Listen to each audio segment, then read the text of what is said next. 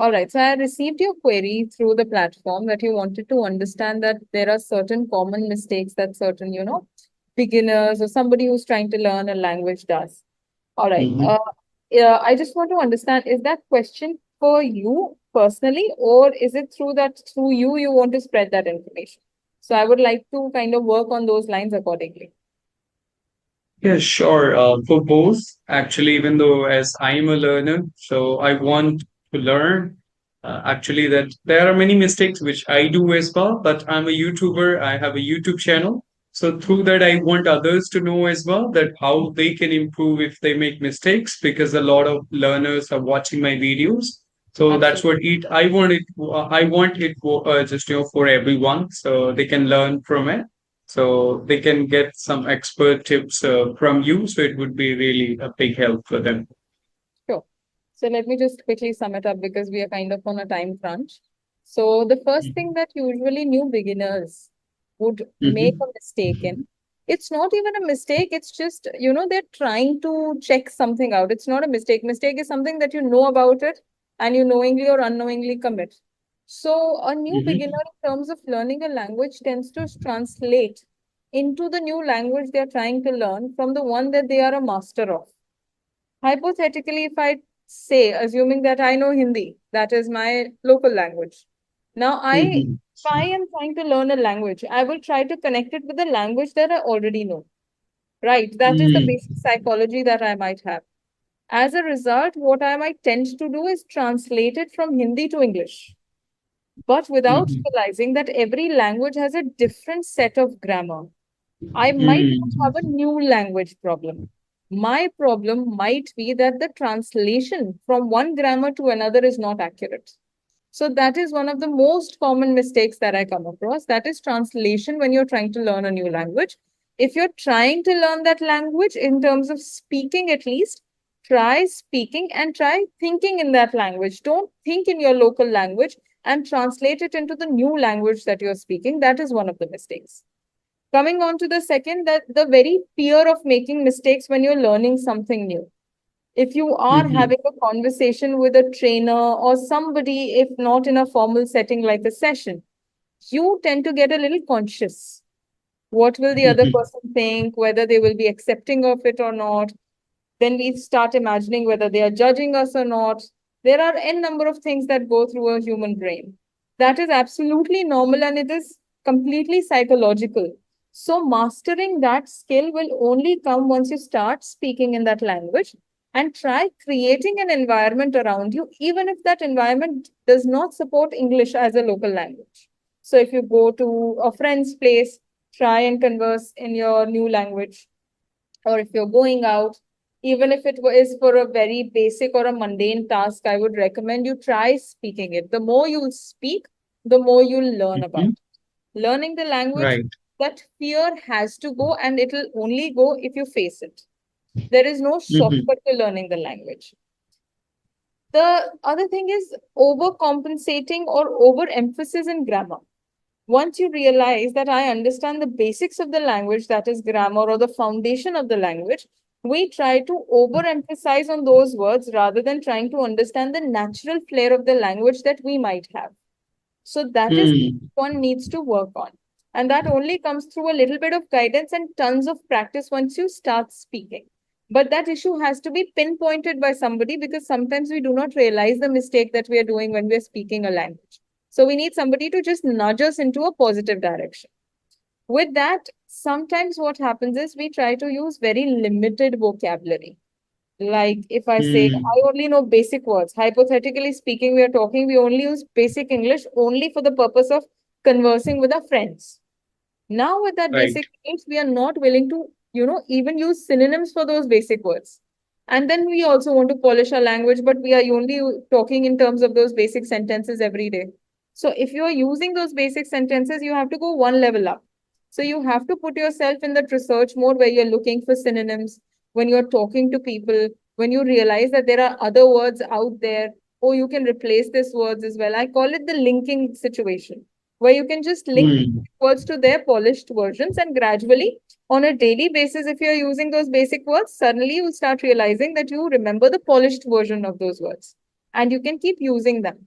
So this is how you can kind of replace your basic vocabulary and enhance your vocabulary on a daily basis as well. Next, one common issue I also find in certain learners is that they don't think listening is necessary. They feel even if they listen, that is enough, or they don't listen. There is no in between. So if, see, Mhm. they have to listen to learn, not just a trainer, even if they are going through a podcast or listening to songs or watching series or movies, you have to practice speaking that as well. Nobody is testing your comprehension skills. I'm sure everybody can read the language if they've studied it. Reading or understanding the language is not a problem. The problem is pronunciation, the flair, the fluency, the speaking. That will only come once you start copying whatever you've heard. Sometimes your pronunciation also improves. Sometimes you realize you've been mispronouncing words. Sometimes you come across grammar. So listening in the speaking process is equally important. So that portion should not be ignored. With that, speaking too fast or speaking too slow because of the fear of being judged or thinking that I don't remember something, so let me drag it out a little bit, basically not being in your natural element, might lead you to get a little anxious, which might compensate for the very fact that what you're thinking, you're not speaking. That is again a psychological impact, right? So with this, maybe if I say like a subcategory to this, could be a little more on the psychological side, is your body language and your confidence that plays a vital role. If you feel or you think you don't know the language well yet and you're trying to converse with a foreigner, let's assume that, Mm. put yourself in a Mhm. conscious spot that I don't know. And suddenly you will start fumbling, even if you're sure of what Right. you're about to speak. That is just how your body language is when you have shrugged shoulders, you're not sitting upright, you're not talking as confidently, and you start thinking, oh, I don't know, I don't know. So these things, once they Mm. start hitting your head, is where the confusion begins. And overuse of filler words so, that is because you are thinking and you are not giving your space to think. So what some learners do is they use these filler words while they are thinking about what they have to say and how they have to say. And as a result, sometimes they just say it at a speed where you can't bifurcate what's the filler and what are they trying to say. And as a result, you might interpret it as incorrect English as well. So there are certain things like this, basics like this, that one needs to take care of. Other message that I would like to give learners who are trying to learn a new language is do not expect super quick results. If anybody was to come and learn your local language, they might take months or years to understand that. The same logic goes for somebody who's trying to learn English. You might know English, but trying to speak English at a fluent pace that you're comparing yourself to somebody will take a little bit of time. So do not expect that some people might say, oh, 3 months, in 3 months you will be very fluent. In 5 months, 10 months. It is a natural process, and everybody's learning ability varies from one person to another. So let's not put it in a box. That is one message. Other things that there are certain activities that the learners can do to overcome these obstacles. One of my favorite activities, which has helped a lot of learners, is the mirror exercise. That is, they need to Mhm. stand in front of a mirror and they need to look into their own eyes. And they can imagine whatever they want to, whether they're giving a speech, they are teaching something, they are just introducing themselves, whatever they want to in their own element. But they need to talk to themselves in that particular language. This is very good for confidence boosting. This is very good for putting you in an awkward spot so that when you go out for a formal meeting or any sort of a arrangement like that, that confidence does not tank down. You are confident, you can look the other person in the eye without getting distracted, and you can talk at a natural pace. Gradually, they might not be able to even make it across a minute. But then, gradually, as the confidence grows, they feel that I am supporting myself, the boost comes in, they might be able to cross as many minutes as their target is. Second, I like replacing basic words with synonyms. So they'll have to put in the research and they will find new words for that as well. So this helps some of the learners a lot. With that, they can pick up two, three new words from whatever sources they like, whether it's a music video, it's a song, it's a web series, it's a movie. But they need to find the meanings of those words. And with that, they need to make sentences or at least try to use one sentence per day from 3 to 4 words that they've learned for that day. That's how they can exercise, increasing their vocabulary as well.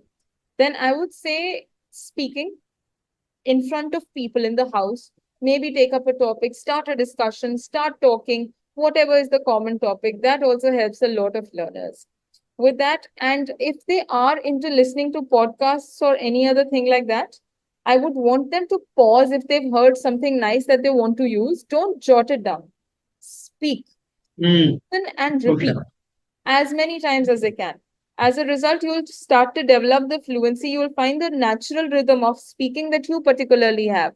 Though how you Mhm. pronounce words, it's different from for everybody. So this is what they can tap Yes. into. And learn to be very precise at times. If somebody's asked you to rap in 2 minutes, like some people want to enhance their communication skills for formal meetings and setups. And sometimes they have to Mhm. cut short through meetings. So being precise, being on the point, or wrapping up, being able to summarize it is also a very important skill. And all of this will help you in your verbal reflexes also, where you'll be able to think quickly and speak because you're learning a new language. So you can't take that much time to think, speak, and then, jut it out. So for that particular purpose, you have to develop verbal reflexes. That only comes through practice. So these are some of the common issues that I feel that might help learners now. But if you have come across any other issue apart from these, if most probably I might have been able to help you out answer your question. But if you still have some question, we have at least a minute or so. I can address that if you have any questions apart from this. Yeah, I don't have any at this moment because you told me about a lot of common mistakes, and Mhm. most of them are just, done by the learners. Even though I do, when it comes to this, many mistakes I do. Of course, I don't go very deep into grammar, but when it comes to the fillers, so what happens when I tell or narrate a story? So when words don't come to your mind, just you start using words like like. So, but when I watch my own videos while editing it, I feel like, oh my goodness, why am I I using it? understand. So that is there. So whatever the mistakes you told or you gave me the solutions of it, I just agree 100% that they are all of the mistakes done by the learners or even the good speakers at some times. Yeah. So that is there, and the solutions you gave, I'm sure they are going to help them. I like the solution which you gave that rather than writing those words while listening to any video, better just speak that sentence once or twice or was use that word. Because what happens sometimes we write those words in our paper, but then also we don't get time to go back to it, Absolutely, right? absolutely. All right. So I think that is it for this session. The time's up for this session. I'm so sorry. But if you have any other questions, I hope we connect again and I can help you out even more. Maybe we can discuss certain activities or something. We can delve deeper into some tricks for grammar. But I will have to take your leave right now. Thank you so much. Sure. So see you again. Yeah. Bye Thank bye. you. Take Bye care. bye. You too.